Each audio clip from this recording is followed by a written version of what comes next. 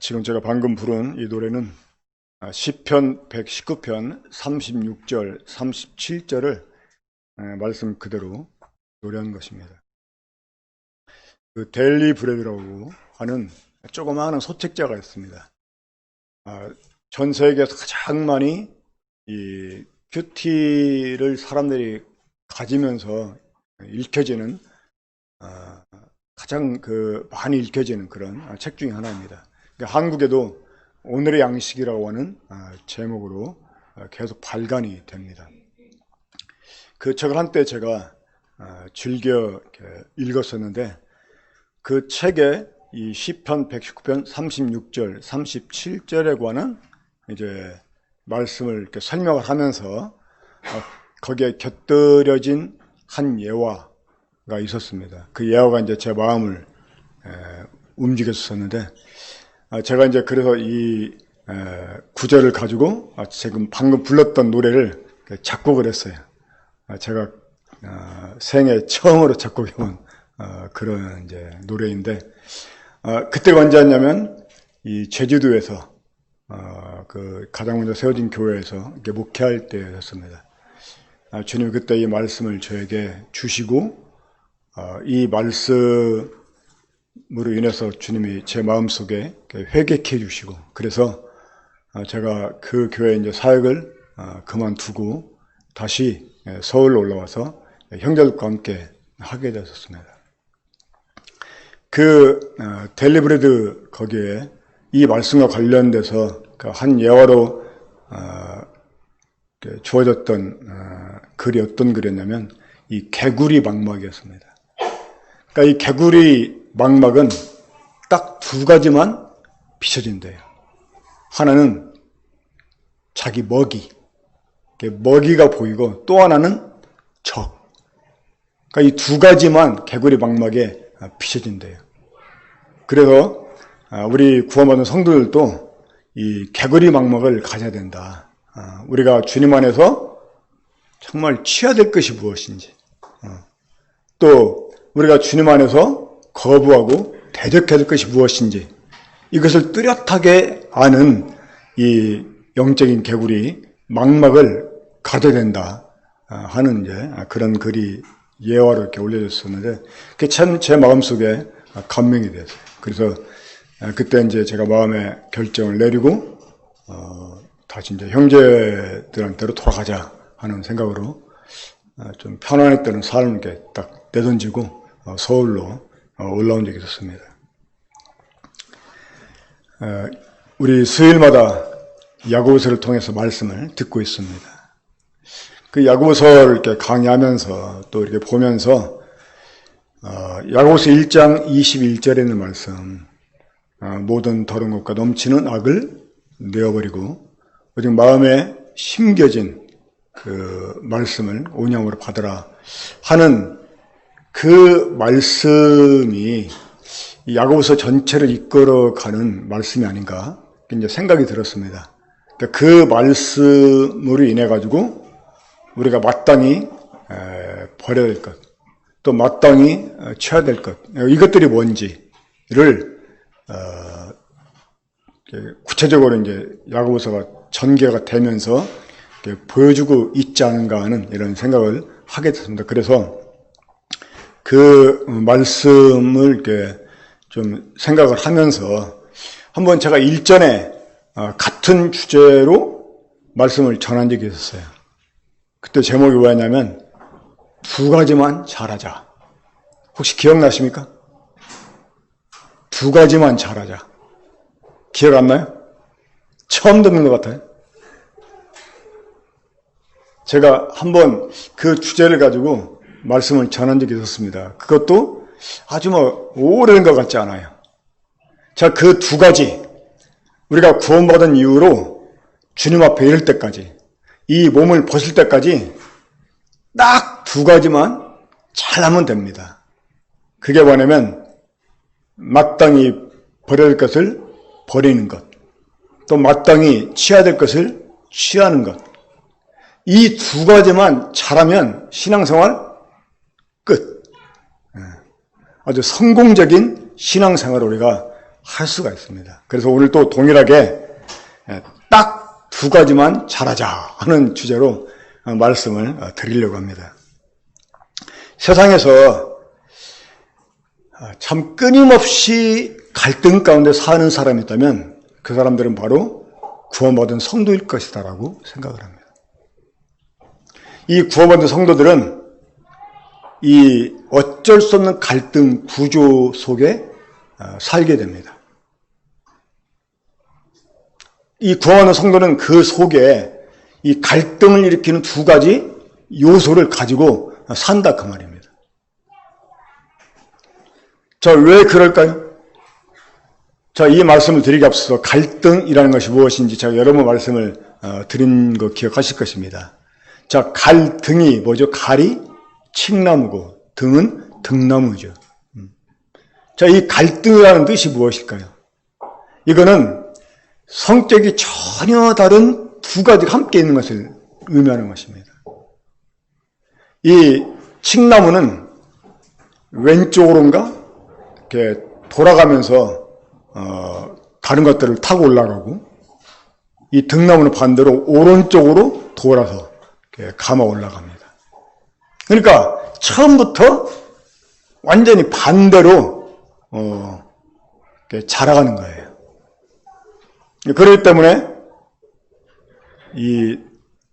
거기에 이 평화가 있을 수가 없고 화합이 있을 수가 없다는 것입니다.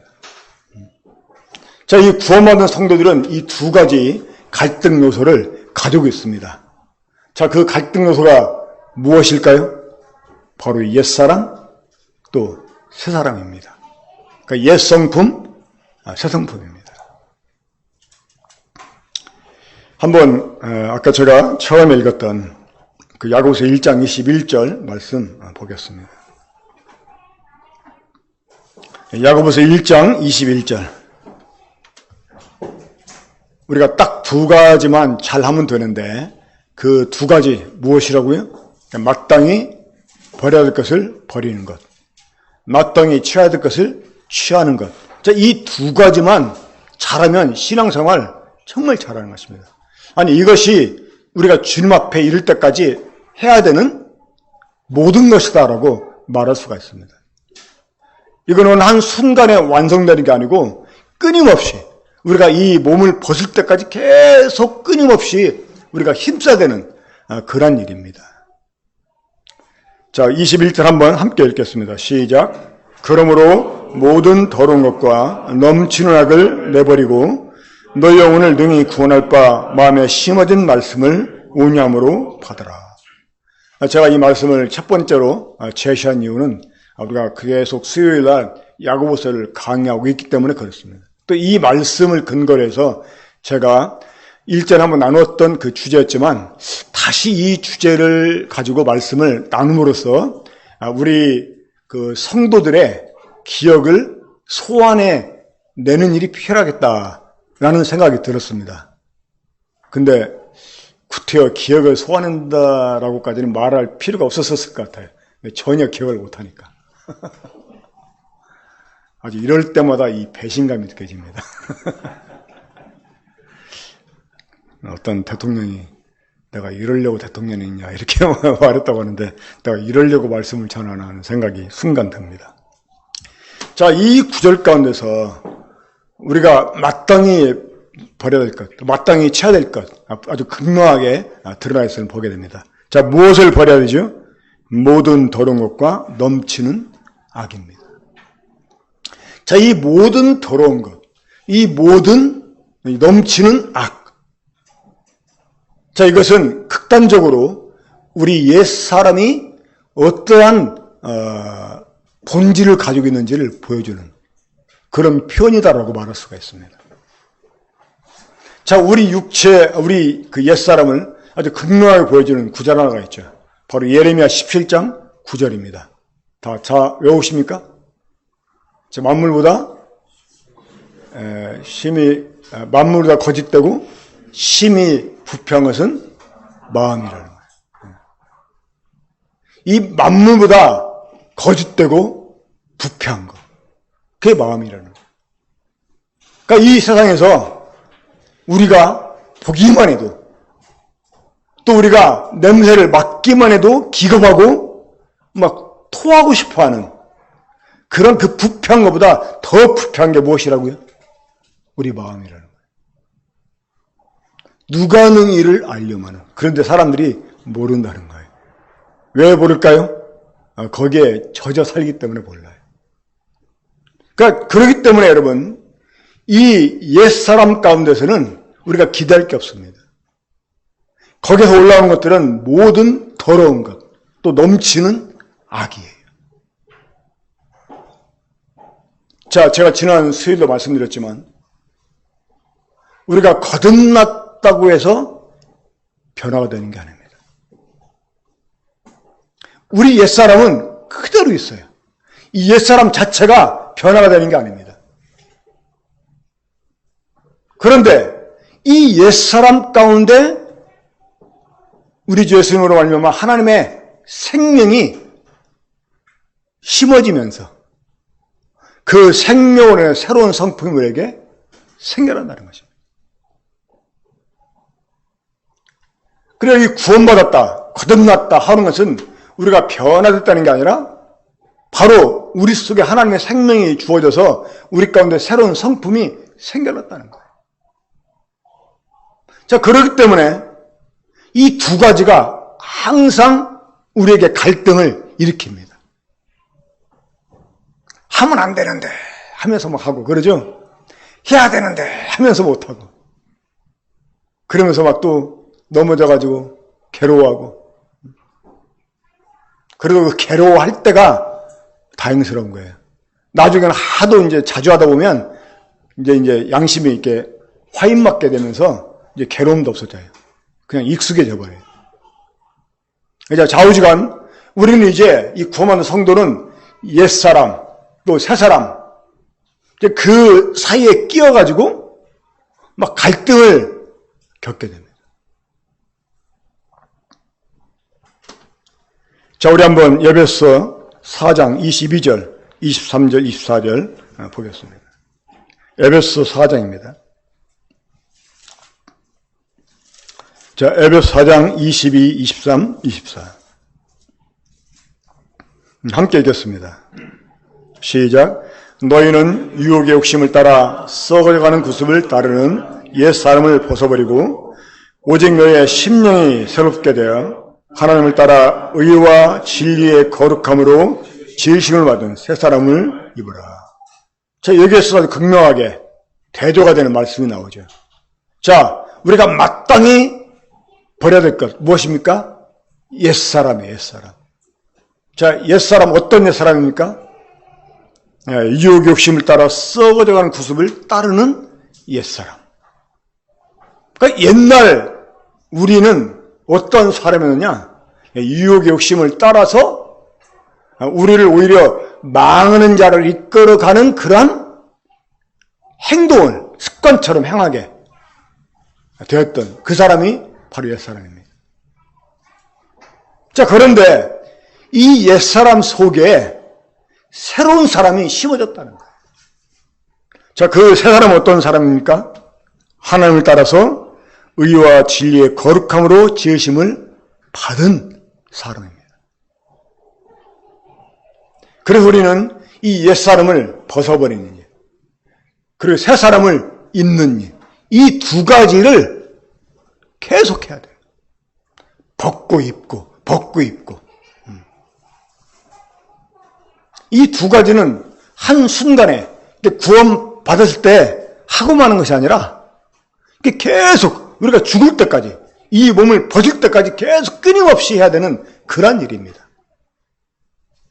그렇기 때문에 우리는 종종 이런 갈등 속에 머무를 때가 참 많다는 거예요.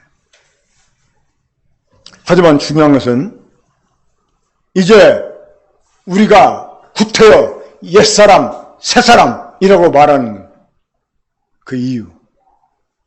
자, 우리가 왜 옛사람, 새사람 이렇게 말합니까? 왜 우리가 옛사람을 벗어버리고 새사람을 입어야 될까요? 왜 우리가 마땅히 버릴 것을 버리고 취할 것을 취해야 될까요? 그 이유가 무엇입니까? 특별히 옛사람이라고 말하는 이유가 무엇 때문입니까? 옛사람은 지금의 내가 아니라는 것입니다. 그게 본래의 나였지만 이제는 그게 나가 아니라는 거예요. 우리가 이것을 알아야 돼요. 지금도 내가 그 안에 살고 있으니까 그 사람이 나인 것냥 우리가 착각할 수가 있어요. 하지만 옛사람이라는 것이 의미하는 게 무엇입니까? 그게 지금의 내가 아니라는 거예요. 이해가 되십니까? 그 사람은 죽은 사람이에요. 우리 옛사람이 예수와 함께 십자가에 못 박힌 것은 못 박혀 죽었어요. 그러니까 죽은 사람이니까 옛사람이고 지금의 내가 아니니까 옛사람인 거예요. 이해가 되시죠? 그러니까 그 옛사람은 지금의 내가 아니니까 벗어버려야 되는 거예요. 그 사람은 지금의 내가 아니니까 그냥 버려버려야 되는 거예요. 하나님이 괜히 우리들에게 버리라고 말씀하는 게 아닙니다. 그게 지금의 내가 아니니까 벗어버려야 하는 거예요. 근데 이것이 계속 내 속에 있어요. 계속 나와 함께해요. 그리고 때로는 내가 그 사람인가라고 착각에 빠지게 만들어요. 그리고 몇 번 옛사람 습관대로 향하게 되면 이제 체념해버리고 이게 그냥 나이려니 하고 생각을 하고 맨날 기도해도 주님 저는 할 수 없습니다. 저는 죄인입니다. 그렇기 때문에 주님이 필요하고 참 용서해 주세요. 맨날 그냥 이렇게 헤매는 삶을 살게 됩니다. 여러분 정신 차리세요. 그 사람은 내가 아닙니다. 전에 나였지만 지금의 내가 아니라는 거예요. 그렇기 때문에 우리가 이것들을 벗어버려야 되고 이제 벗어버릴 수도 있다고 하는 것입니다. 우리가 새 사람을 계속 입어야 되는 이유, 우리가 새로운 성품을 계속 취해야 되는 이유, 무엇 때문입니까? 네, 그게 바로 나이기 때문에. 그게 이제 지금의 나이기 때문에 그렇게 해야 된다고 하는 것입니다. 자, 옛사람의 특징을 다시 한번 봅니다. 옛사람 어떤 습관이 있었습니까? 유혹의 욕심을 따라서 행하는 이런 습관이 있었어요. 육체와 마음에 원하는 대로 하는 이러한 습관이 있었어요. 자, 이 습관은 누구에게서 온 것입니까? 마귀에게서부터. 믿지 않는 사람 속의 역사는 이 악한 영으로부터 이 유혹 욕심이 온 거예요. 옛사람은 거기에 순응하면서 살았어요. 근데 이제 우리는 더 이상 그런 사람이 아니라는 것입니다. 비록 여전히 우리가 그 껍데기를 살고 있고, 껍데기를 입고 살고 있고, 그런 성품이 여전히 우리 속에서 남아서 나인 양 계속 활동을 하지만, 분명한 것은 그것이 내가 아니라는 것입니다. 이제 우리에게는 새로운 성품이 주어졌어요. 우리가 굳이 새 사람이다 이렇게 말하는 것은 옛사람이 있었기 때문에 새 사람이라고 말하는 것이지만 사실은 그 새 사람이 지금의 나라고 하는 것입니다. 그렇기 때문에 우리가 그 새 사람을 계속 입는 일을 해야 돼요. 자, 옷이라고 하는 것은 겉으로 드러나 보여지게 하는 것입니다. 그렇죠? 그러니까 이러한 옛사람이 나에게 보이지 않고 새로운 사람이 보여지도록 이게 입으라는 거예요. 그것을 행동하라는 것이죠. 그러한 태도를 취하고 그러한 말을 하고 그러한 행동을 하라는 것입니다. 그게 무엇이었습니까? 하나님을 따라 의와 진리의 거룩함으로 지어진 것. 의, 진리, 거룩함. 이것을 우리가 말로 어떤 태도로 또 행동으로 나타내게 될 때 우리가 그것을 입게 되는 것입니다. 이걸 입다 보면 이게 습관이 됩니다. 그리고 그것이 나가 될 것입니다. 자, 중요한 것은 것입니다. 우리가 거듭났다고 해서 변화된 것이 아닙니다. 하지만 우리의 삶은 변화가 돼갑니다. 옛사람이 새 사람으로 변화되는 게 아니에요. 옛사람은 그대로 있어요. 새로운 사람이 주어진 것입니다. 그러니까 옛사람 자체가 변화하는 거예요. 하지만 변하는 건 아니지만 이 새 사람을 인해 가지고 우리의 삶이 변화가 되게 돼 있어요. 그러다 보면 우리 자체도 변화가 되게 됩니다. 자, 우리 골로새 3장 5절 그리고 1절 2절을 보겠습니다. 골로새서 3장입니다.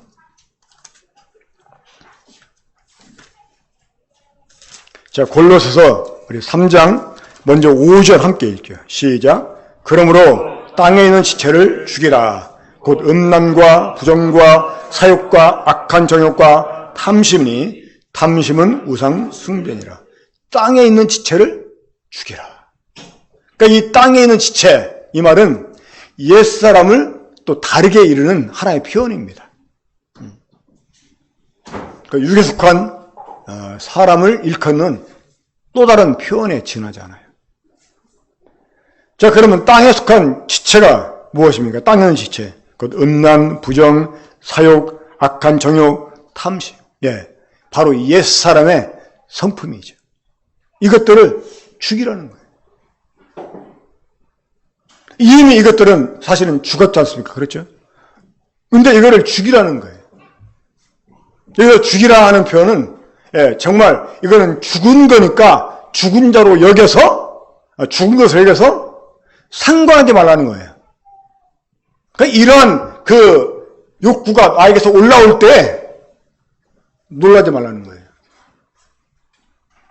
그건 내가 아니라는 거예요. 그건 지금 내가 아니라는 거예요. 그건 나하고 상관 있는 게 아니라는 거예요. 무시해버리라는 거예요.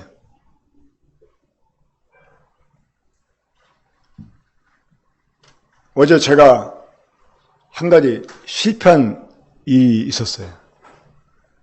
우리 은승이 때문이었습니다. 어제 이제 청년 때문에 일찍 와서 말씀을 이렇게 준비하는데 어제따라 말씀이 막 들어오질 않는 거예요.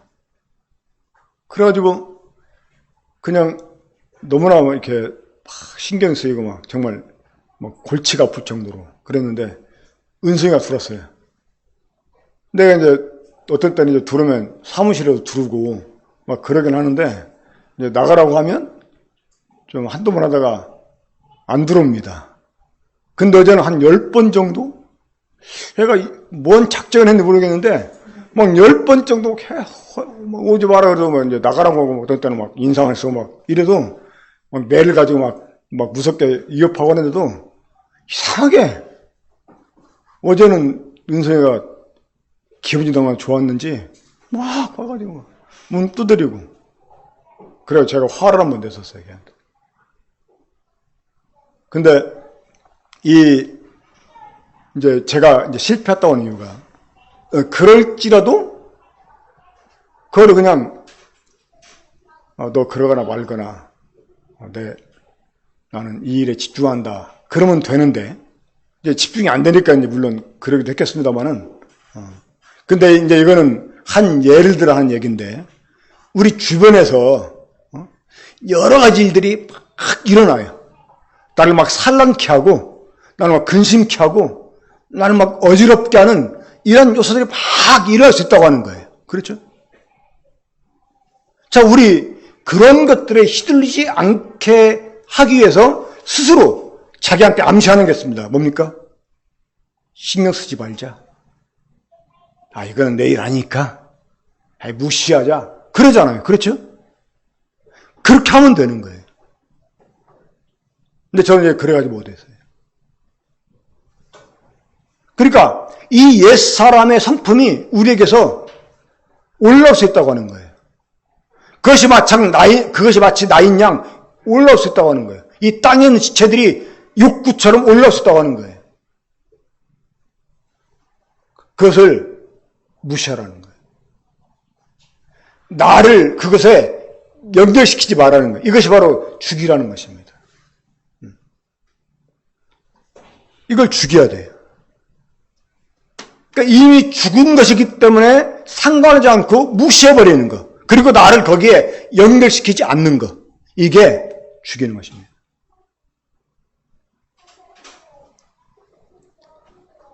물론 우리 종종 이런 일에 실패합니다만, 그래서 우리가 계속 끊임없이 이런 것들 우리가 버리기를 계속 시도를 해야 됩니다.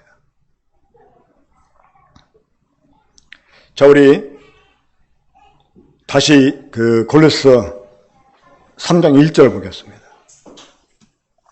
골로새 3장 1절. 그러므로 너희가 그리스도와 함께 다시 살리심을 받았으면 위의 것을 찾으라. 거기는 그리스도께서 하나님 우편에 앉아 계시느니라. 자, 우리가 땅에 있는 지체를 주인과 대신 또 해야 될 일이 어떤 일입니까? 위의 것을 찾는 것입니다. 자, 우리가 위의 것을 찾아야 되는 당위성이 있죠. 무엇입니까? 우리가 그리스도와 함께 다시 살리심을 받았기 때문이라는 거예요. 자, 우리가 그리스도와 함께 다시 살리심을 받았어요. 근데 그 그리스도가 지금 어디 계세요? 하늘에 계세요. 그러니까 우리들의 새 사람의 근본이신 주님이 하늘에 계시기 때문에 그 하늘의 것을 우리가 찾아야 된다고 하는 거예요. 우리가 하늘의 것을 찾기 위해서 해야 되는 일이 있습니다. 어떤 일입니까? 2절 보겠습니다. 위의 것을 생각하고 땅의 것을 생각하지 말라는 것입니다.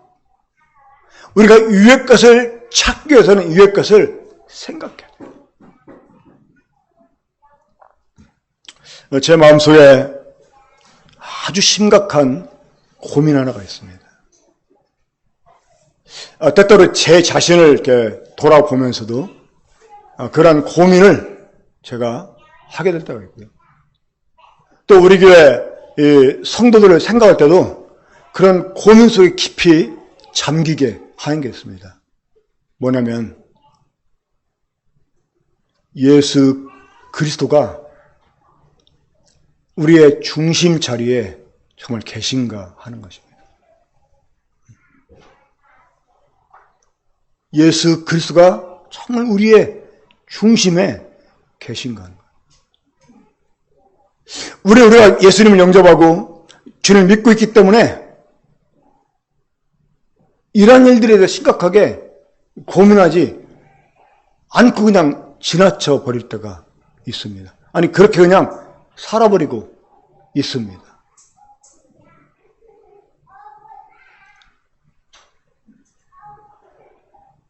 이러한 주제로 말씀을 나누고 싶었어요. 당신 안에 예수 그리스도는 안녕하십니까? 그 고린도서 13장 5절을 보면 너희 안에 그리스도가 계신지 너희가 믿으면 너희 자신을 시험하고 확신하라고 이렇게 말씀했죠. 그러면서 너희 안에 그리스도가 계신 걸 스스로 알지 못하느냐.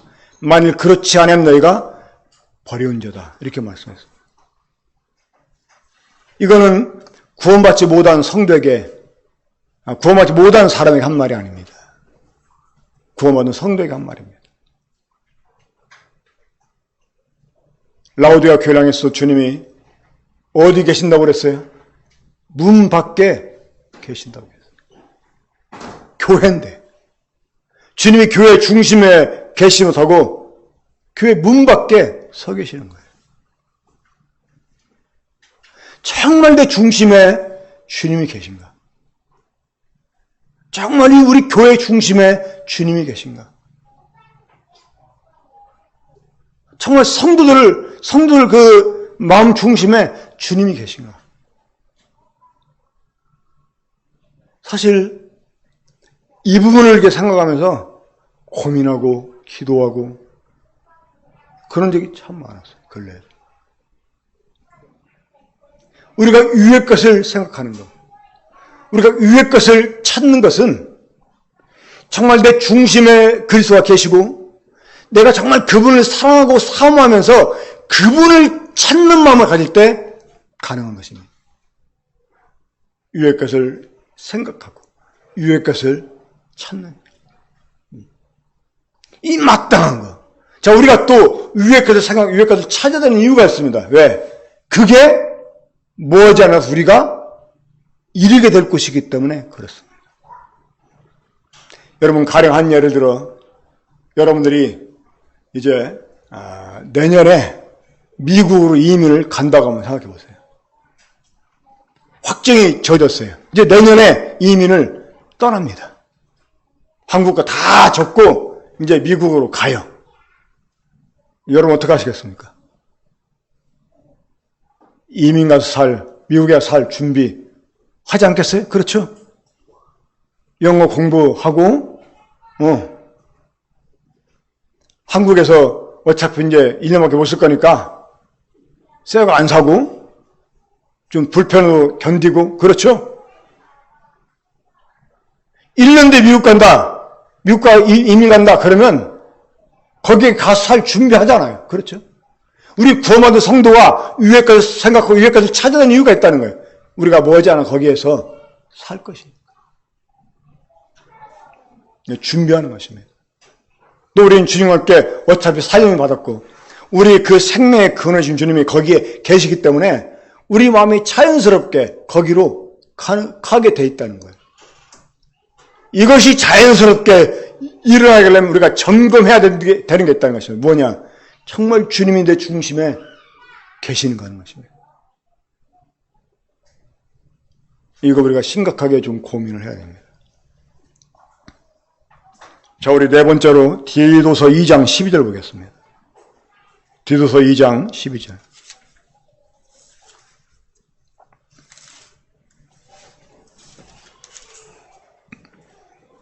자, 디도서 2장 12절 함께 읽죠. 시작. 우리를 양육하시되 경건하지 않은 것과 이 세상 정욕을 다 버리고 신중함과 의로움과 경건함으로 이 세상에 살고. 근데 그 앞에 있는 그 11절에 보면 이런 말씀이 있죠. 모든 사람에게 구원을 주시는 하나님의 은혜가 나타나 우리를 양육하시되. 그러니까 이 우리를 구원하신 하나님의 은혜가 우리를 양육하신다는 거예요. 그러니까 이 하나님의 은혜는 우리를 구원해 주기만 하지 않고 우리를 양육해 주시는데, 자, 어떤 면에서 이 두 가지 면에서 우리를 양육하십니다. 그러니까 우리를 양육하시면서 두 가지를 하게 한다는 거예요. 어떤 일을? 마땅히 버려야 될 것들을 버리게 하고 마땅히 취해야 될 것들을 취하게 하는 일, 이거를 하나님의 은혜가 우리에게 시키신다는 거예요. 그러니까 지금 우리가 계속 끊임없이 이 하나님의 은혜 가운데서 양육을 받아가고 있는데, 그렇죠? 이 양육은 우리가 주님 앞에 이를 때까지 계속 되어질 것입니다. 그러니까 이 하나님의 은혜가 지금도 끊임없이 우리에게 하게 하는 일이 있는데 뭐냐? 마땅히 버려야 할 것들을 버리게 하고 마땅히 취해야 될 것들을 취하게 하는 일이라고 하는 거예요. 일반 교회에 보면은 사람들이 말끝마다 은혜 많이 받았습니다 이렇게 인사하는데, 근데 우리 모임에서 그러지 않죠. 이게 말씀 끝나고 나면 꼭 사람들이 그럽니다. 아이고, 오늘 말씀 참 은혜 많이 받았습니다. 이렇게. 근데 우리가 정말 은혜 많이 받았습니다 이런 말을 하려면 어떤 때?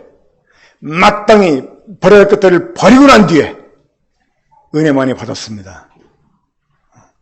또 마땅히 취해야 될 것들을 취하고 난 뒤에 하나님의 은혜 때문이었습니다. 이렇게 말해야 되는 거예요. 왜? 하나님의 은혜가 우리를 양육하시면서 마땅히 버릴 것도 버리게 하고 취할 것을 취하게 하기 때문에 그런 것입니다. 자, 무엇을 버리게 합니까? 경건치 않은 것과 이 세상 정욕입니다. 아까도 이 옛사람은 그 유혹의 욕심을 따라서 습관적으로 산다고 그랬잖아요. 이 세상 정욕을 다 버리고 어떻게 이제 우리가 마땅히 무엇을 취합니까? 신중함. 이전 번역은 근신함이라고 이렇게 되어 있었어요. 그러니까 이 근신함은 자기 신분에 맞는 정신을 차려낸다는 의미가 있습니다. 그러니까 이제는 우리가 옛사람, 그것이 내가 아니라 지금 우리에게 주어진 하나님의 생명으로 말미암은 그 성품, 그것이 지금의 나다, 이런 의식을 가지고 거기에 합당한 정신을 차리는 것, 이것이 신중한 거예요.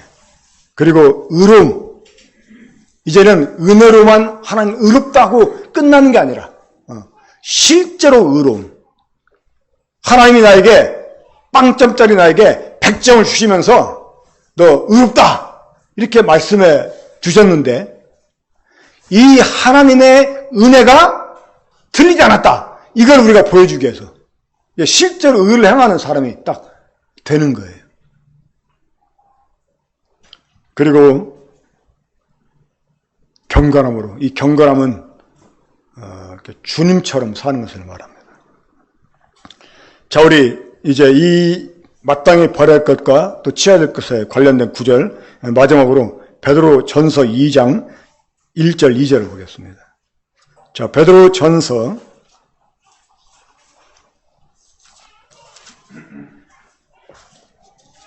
2장 1절 2절 함께 읽습니다. 시작. 그러므로 모든 악독과 모든 기만과 외식과 시기와 모든 비방하는 말을 버리고 갓난 아기들같이 순전하고 신령한 것을 사모하라.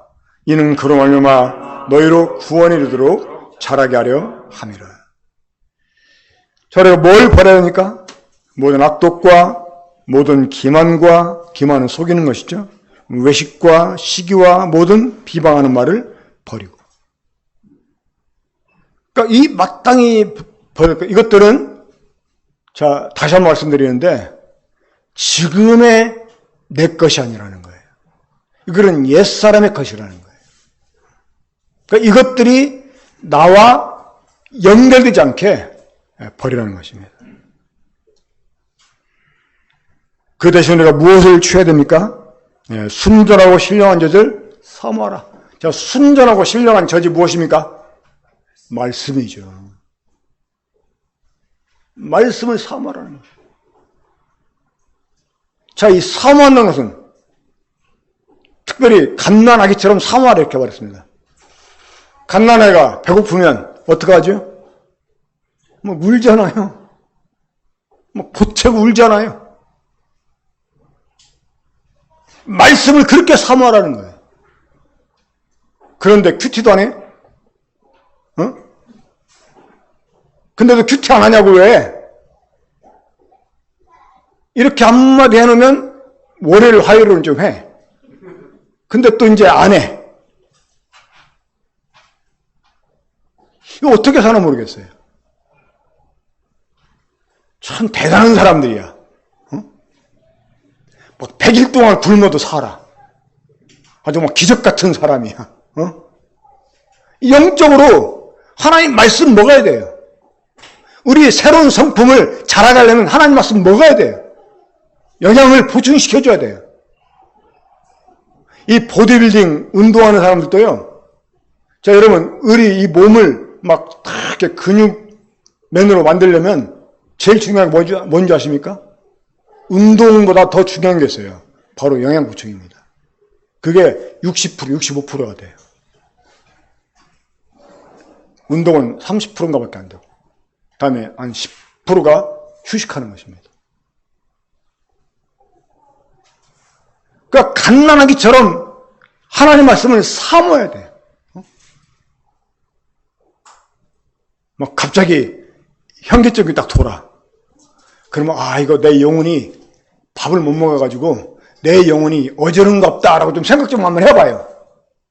왜 어지럽지? 병원 가볼까? 생각하지 말고. 괜히 마음 막 눌리고 공부해요. 그럼 내가 우울증 걸렸나? 생각하지 말고, 병원 가고 생각하지 말고, 내 영혼이 지금 지쳐있지 않나? 이거 생각해야 돼요. 이 기도를 통해서 내 영혼이 힘을 얻고, 이 말씀을 통해서 내 영혼이 양식을 공급받는 거예요.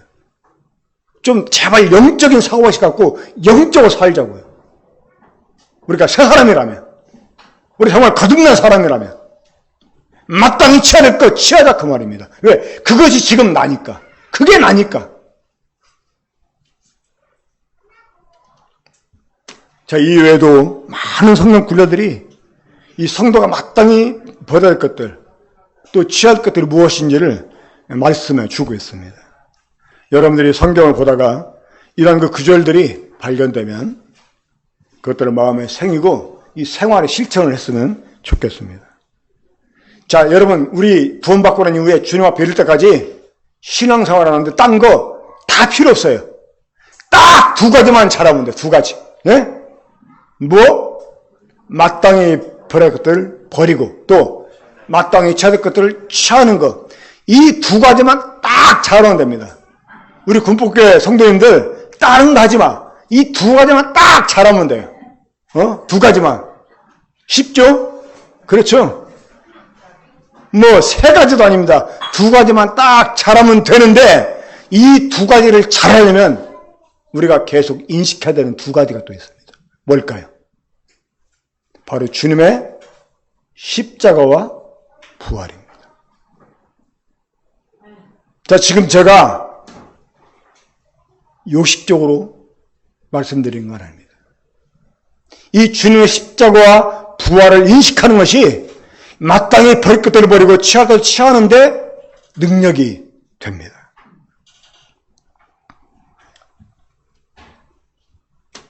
우리가 이 원리를 기억하고 여기에 우리의 믿음을 화합해서 그걸 내 삶에 적용을 시킨다라고 생각을 하면 됩니다. 제가 지난 수요일 날 잠깐 언급을 했던 그런 내용입니다. 자, 사랑하는 여러분, 우리가 마땅히 버릴 것을 버리고 취할 것을 취하는 일은요, 이게 일종의 싸움이에요. 싸움. 세력 간의 싸움입니다. 여러분, 버리는 거 마음먹은 대로 안 되죠. 그렇죠? 취해야 되는데 안 취해집니다. 그렇죠? 왜 그럴까요? 이 싸움이에요. 싸움이라는 것은 대상이 있습니다. 그렇죠? 우리가 마땅히 버릴 것들을 못 버리게 하는 세력이 있어요. 마땅히 취해야 되는데 그걸 취하지 못하게 하는 세력이 있습니다.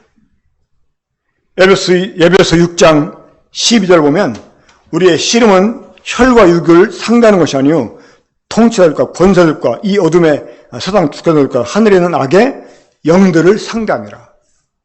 그러니까 이 하늘에 있는 악의 영들, 이 권세를 가지고 있는 이런 영들과 우리가 싸우는 거예요. 우리가 이 싸움에서 이기려면 우리에게 힘이 필요합니다. 그 힘이 무엇이냐? 바로 주님의 십자가와 부활이에요. 자, 그러면 이제 중요한 거 이것입니다. 이 주님의 십자가와 부활이 이 마땅히 버릴 것을 버리고 취하게 하는 이 능력이 되는 이유가 어디에 있을까요? 이것이 우리들에게 실제적인 능력이 되는 이유가 어디에 있을까요? 바로 그것은 여러분 중요한 게 이것입니다. 바로 그 주님의 십자가는 내 십자가니까. 주님의 그 부활은 내 부활이니까. 이 주님의 십자가와 부활은 하나의 사건이 아닙니다. 그것은 실제고 내 실제고 그거는 내 능력 그 자체입니다. 자, 주님의 십자가는 사실 여러분 이 하나님의 아들이 죽을 이유가 있었어요, 없었어요? 그분 자체에게는 죽을 이유가 없었어요. 그분이 죽으신 이유가 무엇 때문입니까? 우리 때문이었어요. 마땅히 죽어야 될 우리 때문에 죽은 거예요. 그렇죠? 그러니까 그 주님의 죽음은 누구의 죽음이에요? 내 죽음이에요. 자, 우리 주 예수님은 십자가에서 분명하게 확실하게 죽었습니다. 그렇죠? 우리 주님이 확실하게 죽었다는 것을 뭘 의미합니까? 죄인 김광수가 죽었다는 거예요. 내가 그 죄에 대해서 죽었다는 거예요. 죽었어요. 우리 이거 인식해야 돼요. 이것을 우리가 믿음으로 주장하는 것입니다. 이런 옛 본성이 올라올 때 내가 어제 그 일을 실패했습니다. 그런 날을 빨리 십자가로 데리고 가서 딱 엎어져야 돼요. 때로 막 견디기 힘들 정도로 이것이 나를 막 삼키려고 할 때 그런 나를 빨리 십자가 밑으로 데려가야 돼요. 거기에 못 박혀있는 주님만 보는 게 아니라 그 주님과 함께 못 박혀서 죽은 나를 봐야 되는 거예요. 종종 어떤 죄에 대한 생각이 올라올 때 저는 그렇게 기도했습니다. 주님, 저는 이런 죄인이었습니다. 하지만 이런 죄가 주님과 함께 죽지 않았습니까? 이제는 내게 사시는 분이 주님이시니 주님 이것이 나를 주장할 수 없습니다. 주님 나를 주장해 주십시오. 나를 통해 주님이 나타나 달라고 이렇게 기도합니다. 그런 정말 거짓말처럼 그 욕구가 사라져버려요. 여러분 이것은 세력 간의 싸움입니다. 우리가 이 믿음을 가지고 기도하면서 이 마귀를 우리가 상대해야 돼요. 우리 속에 유혹의 욕심이 올라오도록 나를 계속 자극하는 이 사탄과도 우리가 싸워야 돼요. 그걸 무엇으로 싸웁니까? 믿음으로 싸웁니다. 요한일서 5장 4절에 보면 무릇 하나님께로 난 자마다 세상을 이기느니라. 세상을 이기는 승리는 이것이니 우리의 믿음이니라 라고 말씀했습니다. 이 하나님의 아들을 믿는 자가 아니면 세상을 이기는 자가 누구냐 이렇게 말했어요. 우리가 예수 그리스도를 믿는다고 하는 것은 여러분 이게 그 하나님의 능력을 내 거로 삼는다 그 말이에요. 지난 수요일날 믿음은 적용이다라고 말씀드린 거 기억하시죠? 믿음은 적용입니다. 주님이 나를 통해서 이루신 그 일을 내 것으로 적용을 시켜버리는 거예요. 우리가 능력을 발휘하게 됩니다. 죄를 이기는 능력을 발휘하게 됩니다. 마땅히 행해야 될 게 있는데 안 하게 됩니다. 어떻게 해야 될까요? 그때 부활하신 주님을 바라보는 것입니다. 그 주님의 부활은 주님이 쇼를 하기 위해서 부활한 게 아니잖아요. 그렇죠? 나를 거듭나게 하려고 부활한 거예요. 나를 다시 살리려고 부활하신 거예요. 그러니까 주님의 그 부활은 내 부활이에요. 죽었던 내가 다시 살았어요. 하나님을 향해서, 의를 향해서 살았어요. 자, 이제 나는 의를 행하시는 사람이 된 것입니다. 그렇죠? 우리가 의를 행할 수 있습니까? 없습니까? 우리가 선을 행할 수 있습니까? 없습니까? 있다는 거예요. 이 패배주 의식을 버리세요. 율법 안 했을 때 할 수 없다! 라고 했던 거 이제 벗어버려야 돼요. 언제까지 맨날 할 수 없다, 할 수 없다 할 거예요. 여러분, 할 수 없다고 하는 것이 그게 복음을 위해서 필요한, 우리가 구원받기 이전에 필요했던 것이지. 구원받고 난 이후에도 계속 할 수 없다, 할 수 없다. 그게 아니라고 하는 겁니다. 우리는 거듭난 사람들이에요. 이 하나님의 생명을 주어졌고 우리는 그 안에서 하나님의 자녀로 거듭난 사람들이에요. 우리는 할 수 있어요. 주님 이제 내게 사는 분이 주님이시니 나는 그 주님 때문에 할 수 있습니다. 주님 나를 통해서 주님이 행해 주십시오. 라고 기도하는 것입니다. 행해집니다. 나도 모르게 상대방을 향하게 솟구칩니다. 근데 문제는 우리가 이것을 잊어버린다는 거예요. 순간. 이 옛사람의 이러한 욕구가 올라올 때 그냥 나도 모르게 잊어버려요. 그러면 우리가 넘어지게 됩니다. 그래 우리에게 요구되는 말씀이 있는 거죠. 정신 차리라는 거예요.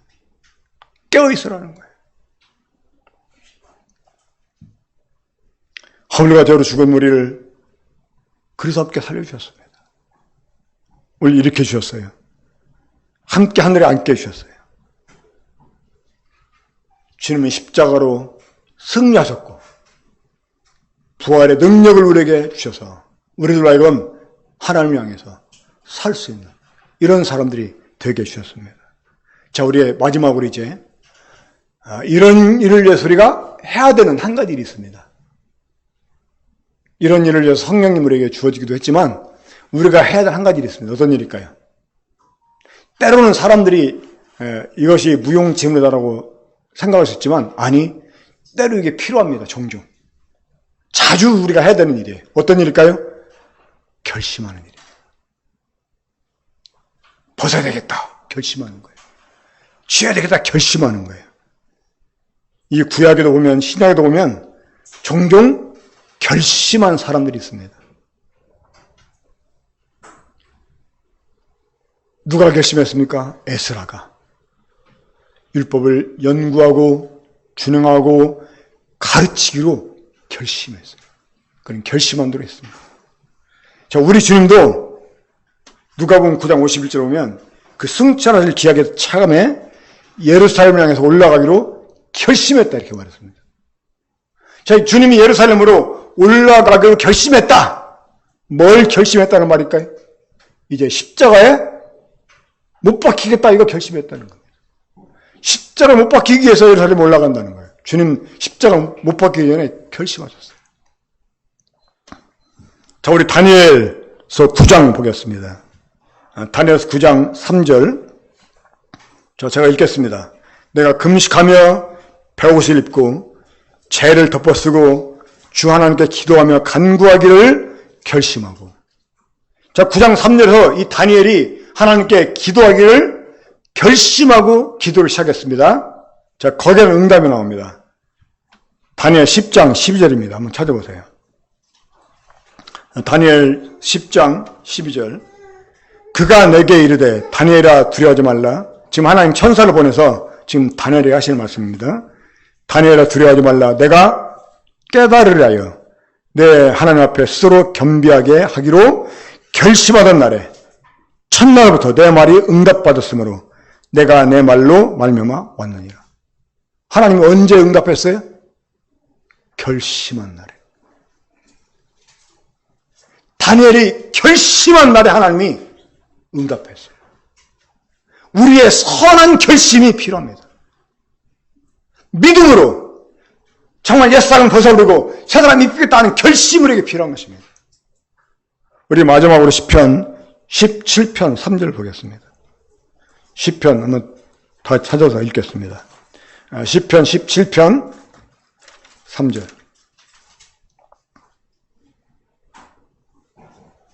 자, 함께 읽겠습니다. 시작. 주께서 내 마음을 시험하시고 밤에 내게 오시어서 나를 감찰하셨으나 흠을 찾지 못하셨사오니 내가 결심하고 입으로 범죄하지 아니하리이다. 하나님 앞에서 깨끗하게 살기 원하는 사람들이 하는 일이 어떤 일입니까? 범죄치 않기를 결심했다는 거죠. 자, 우리 각오. 결심은 또 다른 각오죠. 그렇죠? 자, 우리 결심하고 마땅히 벗을 것을 벗고 취해야 될 것을 취하는 이런 삶을 우리가 성공적으로 정말 실패 없이 살아가게 되길 바랍니다. 우리가 만약 실패했다 그러면 또 거기에 주저앉지 말고 또 너무나 낙망하지 말고 내가 결심이 부족했구나 생각 또 다시 한번 결심하고 내가 주님 앞에 나아가는 걸 좀 잊어버렸거나 하고 다시 주님 앞에 딱 나아가서 엎드리고 하면서 다시 일어서는 이러한 일들을 정말 우리가 끊임없이 잘 할 수 있게 되길 바랍니다. 기도하겠습니다.